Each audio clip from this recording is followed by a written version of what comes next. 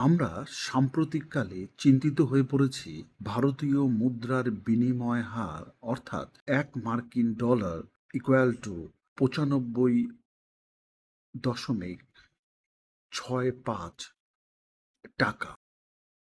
আজ ৩রা জুন ২০২৬। এই যে পতন, টাকার লাগাতার পতন, এই লেকচারের মধ্য দিয়ে আমি বোঝানোর চেষ্টা করব কিভাবে গ্রাসরুট লেভেলে ক্রাইসিস তৈরি হওয়ার কারণে এক্সচেঞ্জ রেটের এই পতনটা তৈরি হচ্ছে। যদি আমরা জানি যে ক্যাপিটাল অ্যাকাউন্ট এবং কারেন্ট অ্যাকাউন্ট এখানে যে ঘাটতি রয়েছে, আমার পূর্বের ভিডিওতে আমি তা বিশদভাবে ব্যাখ্যা করেছি।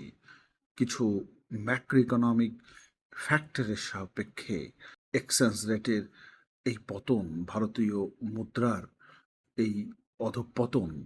আজ আমি হাউসহোল্ড স্ট্যাবিলিটির সাপেক্ষে অর্থাৎ হাউসহোল্ডের ইনকাম, কনজাম্পশন এবং সেভিংস এর যে ডায়নামিক্স তার সাপেক্ষে আমরা বোঝার চেষ্টা করব। আমরা স্পষ্টত জানি যে ভারতীয় হাউসহোল্ডের যে ঋণ করার প্রবণতা তা কিন্তু পার্সোনাল লোন থেকে বেশিরভাগটাই গ্রহণ করে। আর পার্সোনাল লোন তার কতগুলো কুপ্রভাব থাকে। পার্সোনাল লোন কথাটার অর্থ হচ্ছে যখন মূলত হাউসহোল্ড তার কনজাম্পশনকে তার কারেন্ট ইনকাম দিয়ে মেকআপ করতে পারে না, তখনই সে পার্সোনাল লোনের সাহায্য নেয়, যা মূলত লাইফ সাইকেল হাইপোথেসিস, অর্থনীতির একটি থিওরি, যাকে অনেকটা বিঘ্নিত ঘটায় এভাবে যে মানুষ তার ভবিষ্যতের ইনকামের সাপেক্ষে ঋণ নেয় এবং ভবিষ্যতে ইনকাম দিয়ে তার ঋণকে পরিশোধ করে। কিন্তু সেই ঋণ যদি পার্সোনাল ঋণ হয়, পার্সোনাল লোন হয়, তা কিন্তু ভবিষ্যতের ইনকাম দ্বারা কতটা মেকআপ করা যাবে তা প্রশ্নের মুখে রাখে।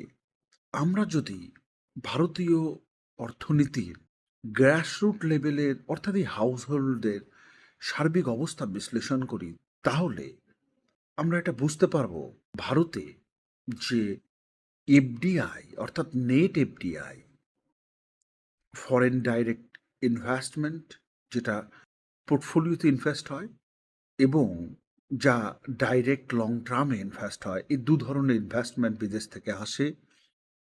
পোর্টফোলিওতে ইনভেস্টমেন্টের পরিমাণটা অনেকটাই বেশি, সেটা বাদ দিলে যা পড়ে থাকে যে লং টার্ম ইনভেস্টমেন্ট, সেটা কিন্তু ভারতে খুব কম এবং তা লাগাতারভাবে কম হচ্ছে। আর এর পরিপ্রেক্ষিতে আমরা এটা স্পষ্টভাবেই বুঝতে পারি যে বিদেশি বিনিয়োগ ভারতে দীর্ঘ সময়ের জন্য অনেকাংশে ভালো পরিবেশ পাচ্ছে না এবং সেই কারণেই ইনভেস্টমেন্ট অর্থাৎ প্রফিট হবে না। অর্থাৎ ইকোনমিক্সের ভাষায় চাহিদা নেই ভারতীয় অর্থনীতিতে। চাহিদা নেই কথাটার অর্থ কি? পর্যাপ্ত পরিমাণে এমপ্লয়মেন্ট নেই এবং হাউসহোল্ড। এ প্রসঙ্গে বলে রাখি যে ভারতীয় অর্থনীতিতে জিডিপির মোর দেন 60% কিন্তু কনজাম্পশন অর্থাৎ হাউসহোল্ডের কনজাম্পশন থেকে হয়। এই কনজাম্পশন যদি এই পার্সোনাল ঋণের সাপেক্ষে সাহায্য পায়, অর্থাৎ পার্সোনাল ঋণ করে পার্সোনাল লোন নিয়ে হাউসহোল্ডরা তাদের চাহিদা মেটাচ্ছে, তাহলে জিডিপি বাড়ছে, কিন্তু তা কিন্তু অর্থনীতির ভারসাম্যতা বা স্ট্যাবিলিটিকে নির্দেশ করে না এবং যেটা ফরেন ডাইরেক্ট ইনভেস্টমেন্টের ক্ষেত্রে ফরেন ডাইরেক্ট ইনভেস্টমেন্ট কমে যাওয়ার ক্ষেত্রে এক বিশেষ গুরুত্বপূর্ণ। ভারতীয় বাজারে যদি চাহিদা পর্যাপ্ত হয় তবেই ফরেন ডাইরেক্ট ইনভেস্টমেন্ট আসবে। আমরা যদি ট্রেন্ড দেখি যে ভারতের রুরাল কনজাম্পশনের, যদি আমরা ট্রেন্ড দেখি ভারতের রুরাল রিয়েল ওয়েজের ট্রেন্ড, তবে আমরা দেখতে পারবো যে ইনকাম খুব বেশিভাবে বাড়ছে না, কিছু অংশে স্থির হয়ে রয়েছে এবং আমরা চিত্রে দেখতে পাচ্ছি সেটা প্রায় শূন্যের কাছাকাছি, একসময় নেগেটিভ ছিল, সেখান থেকে শূন্যের কাছাকাছি। তাহলে এই কনজাম্পশনটা আসছে কোথা থেকে? তাহলে স্বাভাবিকভাবেই তারা ঋণ করে সেটা তৈরি করছে এবং এই কনজাম্পশন কিন্তু নন পারফর্মিং অ্যাসেট তৈরি করে।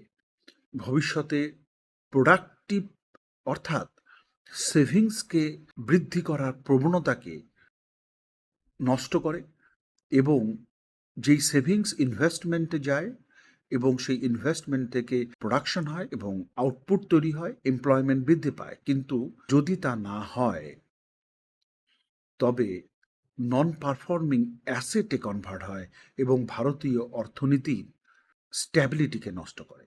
এক্ষেত্রে আমার বলবার বিষয় এই যে যদি আমরা ক্যাপিটাল এক্সপেন্ডিচার, গভর্নমেন্টের ক্যাপিটাল এক্সপেন্ডিচার এবং রেভিনিউ এক্সপেন্ডিচারের রেশিওকে লক্ষ্য করি, তবে দেখব তা ক্রমশ বৃদ্ধি পাচ্ছে।